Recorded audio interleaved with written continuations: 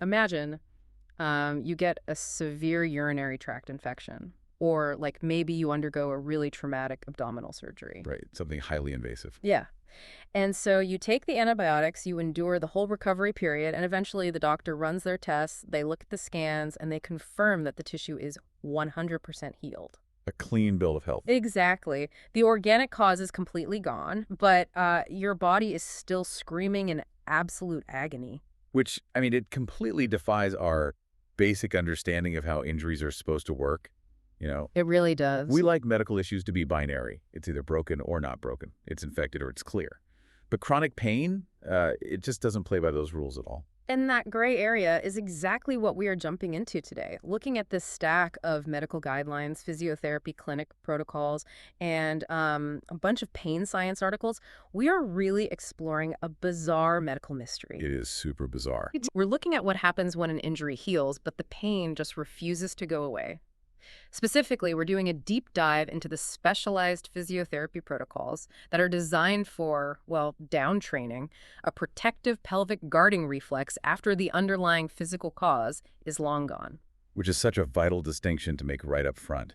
We aren't talking about treating an active infection or like a current muscle tear. Right, the threat is technically gone. Exactly. We're looking at how to treat the ghost of an injury that the nervous system basically just refuses to let go of. So, whether you are prepping for a medical meeting or studying pain neuroscience or, you are just intensely curious about how your own body works, this deep dive is going to fundamentally change how you view your nervous system and muscle memory. It really reframes everything. Okay, let's unpack this. Because to understand how a physical therapist actually fixes this pelvic guarding reflex, we first have to understand why the body is fiercely guarding a wound that, isn't even there anymore. Right. And the foundational concept driving this entire phenomenon is something called central sensitization. Central sensitization, okay. Yeah. To put it simply, when pain persists well beyond the normal expected time frame for tissue healing, the nervous system itself undergoes a physical change. Like it gets rewired. Basically, yeah. Yeah. The original trigger of the surgery, the endometriosis, the infection that's been resolved. But your spinal cord and your brain have become increasingly hypersensitive to incoming signals. Wow, okay. It's like the nervous system has essentially turned the volume dial all the way up to 10 and then just snapped the knob off entirely. Nap the knob off. So it starts treating completely normal, everyday sensations like, I don't know, sitting in a chair or wearing tight pants as if they are high-level critical threats to your actual survival. Yes, Yeah. exactly. And what's really fascinating here is that historically, patients dealing with this were often told it was just a psychological problem. Oh, right. The old it's all in your head routine. Yeah, they were told they were just anxious or making it up. Mm. But modern pain science proves that is entirely false. I mean, there are real, measurable biological changes occurring in these patients. Wait, really? Like physical changes in the brain? Oh, absolutely. The neurotransmitters in your spinal cord that signal threat actually become more abundant. And the brain's internal map of that specific body part smears and grows physically larger. That is wild. It is. Your nervous system is desperately trying to protect you, but that overzealous protection has morphed into the primary disease itself. I was reading one of the articles in the stack, and it used this vivid analogy that really stuck with me. It compared the human pelvis to a frightened dog. Oh yeah, the tail tuck analogy. Yeah. When a dog is terrified, it instinctively pulls its tail tightly between its legs to protect its underbelly, right? Exactly. It's a universal mammalian reflex. Hmm. The nervous system registers fear and physically guards our most vulnerable areas. Makes total sense for a dog. But human beings have that exact same hardwired reflex. When we are in chronic pain, or even enduring prolonged chronic anxiety, the pelvic floor muscles involuntarily tighten. Wow. They are essentially trying to pull our tailbone forward, just like the dog. It's an unconscious physical flinch. But it gets stuck in the on position. Right. Wait, I'm confused, though. I want to push back on this idea of it just being a nervous system issue, like a brain mapping thing. Okay, sure. If central sensitization means the brain is just suffering from a software glitch and misinterpreting signals, why is it so physically painful when I actually press on my hip or my pelvic bone? That's a great question. Because, why does it feel like a physical structural injury if the alarm system is just malfunctioning? And that is the crucial link to understand. Because the nervous system's false alarm causes very real physical devastation down in the pelvis. Okay, how so? Well, when the brain screams danger, those pelvic muscles clamp down on that protective guarding reflex we just mentioned. Now, imagine holding a heavy dumbbell in a bicep curl. Like just holding it there. Yeah, holding it there all day long. When a muscle is constantly clenched like that, it severely restricts its own blood flow. Oh, wow. So the muscle is literally starving itself of oxygen. Exactly. It's called ischemia. That lack of blood flow and oxygen creates localized inflammation. Lactic acid and metabolic waste start to build up in the tissue because there's no fresh blood to flush it away. So it's basically sitting in its own toxic waste. Right, and that toxic buildup leads to the formation of myofascial trigger points. Which are what exactly? Basically, they are extremely irritable, hypersensitive knots in the muscle tissue, and those knots radiate severe physical pain. Which then sends more danger signals back up to the already sensitized brain. You've got it, and the brain responds by telling the muscle to clench even harder to protect itself from this new pain. It locks the pelvis in this vicious, self-perpetuating loop. The software glitch creates a hardware problem, which then reinforces the software glitch. That's exactly how you have to look at it. Okay, so if the muscle is physically locked up in this defensive spasm, that must completely change how a physical therapist approaches the issue, right? Well, it requires a massive paradigm shift. Mhm. I mean, most people, and unfortunately even many general physical therapists, operate under the assumption that if a muscle is dysfunctional or painful, it must be weak. Right, weak muscles hurt. So the logical solution is to strengthen it. But in the world of pelvic health, the sources highlight a staggering statistic. Let's hear it. Among women with chronic pelvic pain, 60 to 90% actually have tight, overactive, hypertonic pelvic floors. 60 to 90%. 60 to 90%, yeah. Wow. So it's kind of like if I have a knot in my shoelace and I try to fix it by pulling the ends as hard as I can, Yes. which is essentially what a strengthening contraction is doing. I'm not untying the knot, I'm just pulling the knot tighter. That's a perfect way to visualize it. If the muscle is already exhausted from being clamped shut at a level 8 out of 10 all day, doing strengthening exercises is entirely contraindicated. Which usually means Kegels, right? Like, that's the go-to. Usually, yes. And yet, doing Kegels is often the very first thing people try when they have any kind of pelvic dysfunction. It's all over the internet. Right. But the problem with traditional physical therapy approaches like aggressive stretching, core workouts, or Kegels is that they actually increase sympathetic nervous system activation. They trigger the fight or flight response. Exactly. They trigger the body's stress response. Oh. If you try to force a guarded panics muscle to work harder, the nervous system views that exertion as a brand new threat and just doubles down on the tension. So you're basically just throwing gasoline on the fire. Pretty much. If you are listening to this right now and realizing you've been doing 100 Kegels a day to fix your persistent pelvic pain, this is exactly why it might be making you feel worse. You cannot strengthen your way out of a spasm. You really can't. It requires a completely different toolkit. The entire goal of specialized pelvic physiotherapy in this scenario must be down training. Down training. Yeah, you aren't trying to build muscle mass or endurance. You are trying to teach a traumatized muscle how to finally let go. You have to prove to the nervous system that the environment is safe again. Okay, but if I can't just hit the gym and do reps, how do you actually fix it? Like, how does a physical therapist convince a panicked nervous system to stand down? It starts with rebuilding awareness. Awareness of the muscle. Yes, specifically through something called biofeedback and proprioceptive training. Okay, proprioception. Remind me what that means in this context. Proprioception is basically your brain's internal 3D map of your body. It's how you know where your foot is without looking at it. But with chronic pain, that map gets blurry. The map gets entirely rewritten. Because the muscle has been clenched for months or even years, that tension becomes the new baseline. Oh, I see. Patients often lose their proprioceptive awareness of the pelvic floor entirely. They literally cannot feel the difference between a contracted muscle and a relaxed one. It's like when you wear a hat all day, and after a few hours, you just stop feeling it on your head. Your brain just tunes out the constant sensory input. That is a great example. So to fix that, specialized physiotherapists will use biofeedback. What does that look like in practice? They might use real-time ultrasound on your abdomen or external surface sensors so the patient can look at a computer screen and visually see what their pelvic floor is doing. Oh, wow. Yeah, a patient might try to relax, but then look at the screen and see the graph spiking, showing they're actually still contracting. That visual validation must be wild, just seeing your own hidden tension on a monitor. It's huge. It provides undeniable external proof to help re-educate the brain's internal map. Okay, so once I can actually feel the muscle again and realize, oh, I'm clenching, what's next? Am I just doing deep yoga breathing to relax it? Breathing is central, but it's much more mechanical than just taking nice, deep, relaxing breaths. Mechanical how? Well, the sources highlight this incredible anatomical link. The pelvic floor and the diaphragm actually work in tandem. They are essentially the roof and the floor of your core abdominal cylinder. Ah, I picture that. When you inhale and the diaphragm moves down, it physically pushes your abdominal organs downward.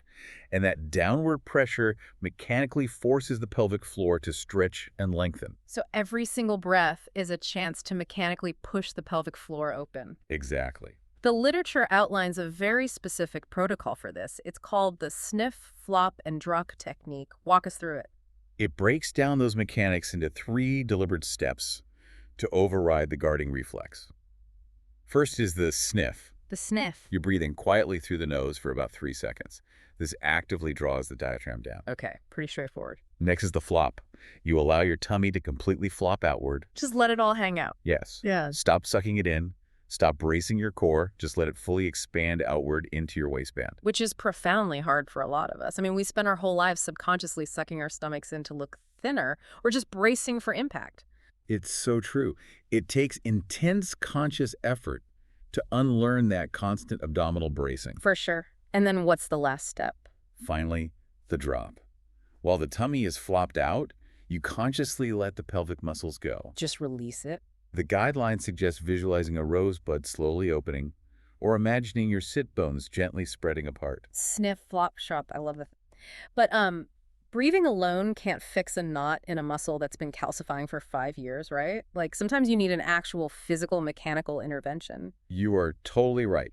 Breathing and visualization lay the groundwork, but to release those hardened hypersensitive trigger points we talked about earlier, the protocols call for internal trigger point massage. Okay, this is the part that sounds a bit daunting. It can be, yeah. How does pressing on a painful knot make it go away? Doesn't that just cause more pain? It's a very specific technique, especially trained physiotherapists or the patient themselves, once they are taught how using a pelvic wand can manually release these knots. Yeah, the technique involves inserting a finger or a tool vaginally or rectally, depending on the anatomy, and palpating the muscle walls to find that exact tender point. And then what? Just rub it out. No, actually, instead of vigorously massaging it, the protocol is to apply steady, gentle pressure directly on that exact spot and just hold it. Just hold it. What does holding it actually do biologically? It creates something called ischemic compression. Ischemic comfort. Okay. By pressing on the knot, you temporarily block the tiny amount of blood flow that was still getting through. Oh, I see. You hold that pressure for maybe 60 to 90 seconds until the muscle fibers finally fatigue and yield. And then when you let go? When you finally release the pressure, there is a massive rush of fresh oxygenated blood into the tissue. Like opening a dam. Exactly. And that rush flushes out all that stagnant metabolic waste and lactic acid we talked about earlier. Furthermore, the sustained pressure overloads the pain receptors, essentially closing the gate on the pain signals being sent to the spinal cord. It manually forces the nervous system to reboot that specific patch of muscle. It's amazing that the solution to such a highly complex neurological loop often involves literally pressing an off button hidden inside the muscle. Really is like an off button. Well, wait. Even if I go to a clinic and I do this internal massage and I practice the sniff flop drop all day, I'm still going back to a stressful job. I still have to sit in traffic. Doesn't the nervous system just clamp right back down the second I get stressed out? That is the biggest hurdle in treatment, honestly. Yeah. And it brings us to the environmental and psychological factors. The real life stuff. Right. You can't just treat the pelvis as an isolated mechanical pulley system. Your nervous system is constantly responding to your daily life. If you don't address the environment the nervous system is living in, that guarding reflex is going to reignite immediately. Which means we have to talk about the trauma loop. Trauma, whether it's physical like a difficult childbirth or invasive surgery, or emotional and sexual trauma, wires itself physically into the body. The body keeps the score, right? Exactly.